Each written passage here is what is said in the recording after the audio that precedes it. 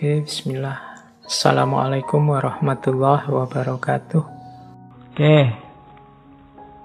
Maka ini puncak-puncaknya. Kalau di Blavatsky, manusia itu punya 7 lapis jiwanya, dirinya.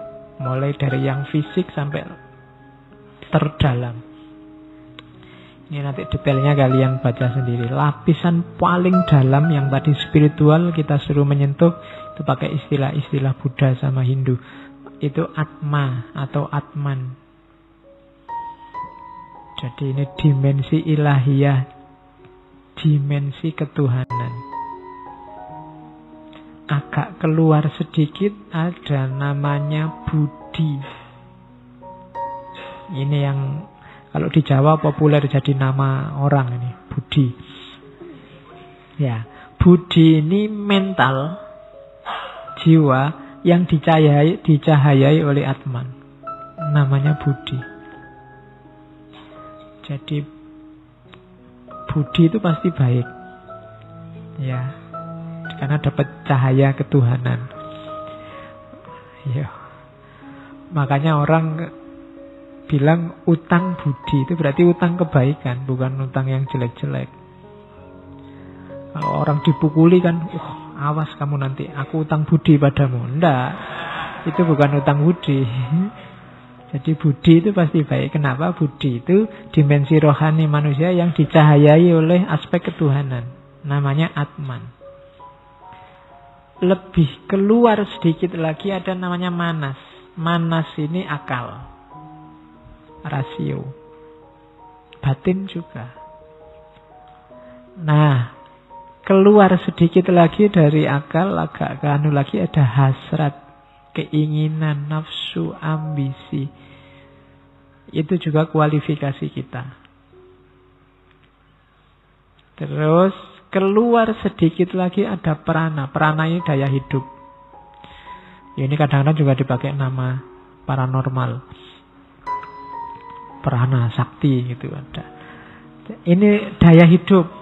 Kalau bahasa Indonesia ini yang disebut rohnya, yang membuat kita hidup. Baru setelah itu ada namanya linga sarira. Ini jiwa astral, kayak cetak spiritual, cetak energi manusia. Tubuh astral. Kalau kalian mimpi, itu yang jalan-jalan yang beroperasi level jiwa astral ini. Aspek astralnya. Baru setelah itu yang paling lahir namanya apa itu? Tula sarira, tubuh fisik, jasad. Jadi jasad, tubuh astral, roh atau daya hidup. Ke dalam lagi ada hasrat, keinginan, nafsu. Ke dalam lagi ada intelek, pikiran. Ke dalam lagi ada budi. Jadi jiwa yang sifatnya spiritual karena dapat cahaya dari yang paling dalam namanya Atman. Jadi setiap titik itu punya hak dan kewajibannya sendiri-sendiri. Kalau ingin memahami manusia itu apa dan bagaimana, gali dirimu sampai ke dalam. Sejauh mana kamu sudah mengelola jasadmu, mengelola rohanimu, mengelola daya hidupmu, nafsumu, budimu. Apakah kamu sudah bisa nyambung sama Atmanmu? Belajar sampai ke level paling dalam. Kalau sudah kenal, ayo menempuh perjalanan rumusnya yang di atas tadi. Karena sebelum kamu kenal dirimu, paham dan sadar konstruksi, konstitusi dirimu, kamu belum bisa melakukan perjalanan. Nah, ini tulisannya Blavatsky yang lain tentang Golden Stairs. Ini kalau kemarin kita ngaji ini kayak adabnya, etiketnya. Ini mendukung perjalanan kita. Ada 13. Yang pertama, hiduplah yang bersih lahir dan batin. Yang kedua, open mind, berpikiran terbuka. Yang ketiga, berhati yang tulus. Yang keempat, berpikiran yang jernih. Yang kelima, itu unveiled spiritual perception. Itu mungkin maksudnya, masuklah ke ranah spiritual. Ungkaplah, singkaplah ranah spiritual. Jangan berhenti hanya di fisik, jangan berhenti hanya di fikih. Kemudian yang keenam, brotherly for one's co-discipline. Saling bantu sesama saudara yang sama-sama menempuh perjalanan, sama-sama murid. Saling saudara. Kalau saudara itu kan saling bantu. Berat kalau kamu jalan sendiri, tapi kalau banyak temannya, banyak yang mendukung, akan lebih ringan.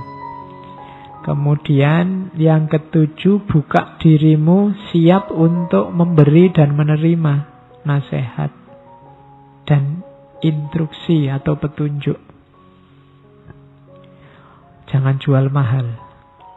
Untuk ngasih tahu orang apa dikasih tahu orang. Kita harus terbuka. Buat orang lain nyaman, mengingatkanmu kalau salah. Dan ketika kamu mengingatkan orang lain, buat dia juga nyaman. Kemudian patuh pada guru seutuhnya. Kemudian siap untuk menjalankan kebenaran sesuai yang diinstruksikan oleh guru. Itu nomor 9. Kalau kalian baca taklim, adabul alim wal muta'alim, posisi guru ini vital. Jadi mau tidak mau harus patuh, apalagi dalam tasawuf ada namanya mursyid. Kalau sudah baiat ikut seorang mursyid, sudah pasrahkan dirimu 100%. Kalau sudah nyampe 9, baru keluar di nomor 10. Berani melawan kalau ada personal injustice.